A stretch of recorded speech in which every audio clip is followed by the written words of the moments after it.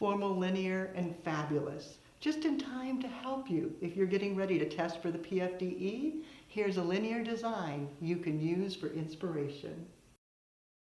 For mechanics, wet floral foam, tucked very low so it won't peek out at all. Then when choosing materials, anything could work, but I find it easiest if you pick something exotic and fabulous, and then choosing other materials that maybe have linear qualities, interesting shapes, and fun colors. First, placing the lines. Thinking about my most dramatic bloom, the anthurium. Placing them. Watching their faces.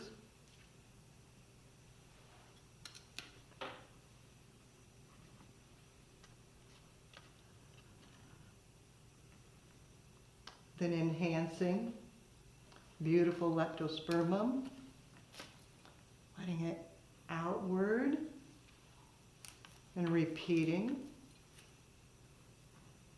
and some beautiful myri. Again, changing the angles and accenting the space. Additional foliage tucked very low to help draw the eye into the emphasis area. Maybe terracing for a little bit of interest. Then tucking in roses very low.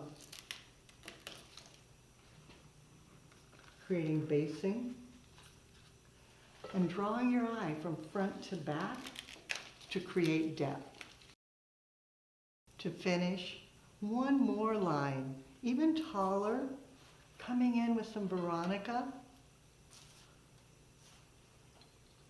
And letting it come up above the anthurium.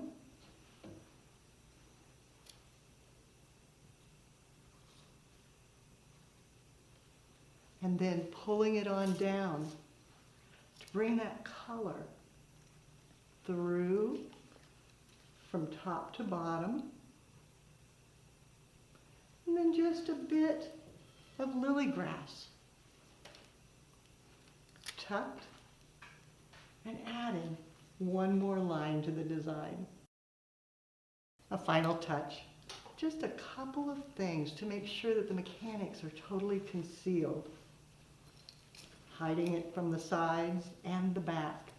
The recipe, I started with 3 anthurium, then a bit of leptospermum, some lily grass, 2 xanadu leaves, 3 of the myri fern, 3 of the pink roses, and then 10 of the veronica.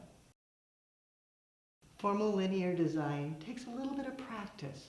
Just be sure to focus on the elements and principles, the things you learned in basic floral design. You'll find more inspiration on the website, flowerschool.com. But now, it's your turn. Gather your favorite flowers and create in the linear style. Be sure to take a picture, post it on social media, and hashtag Floral Design Institute.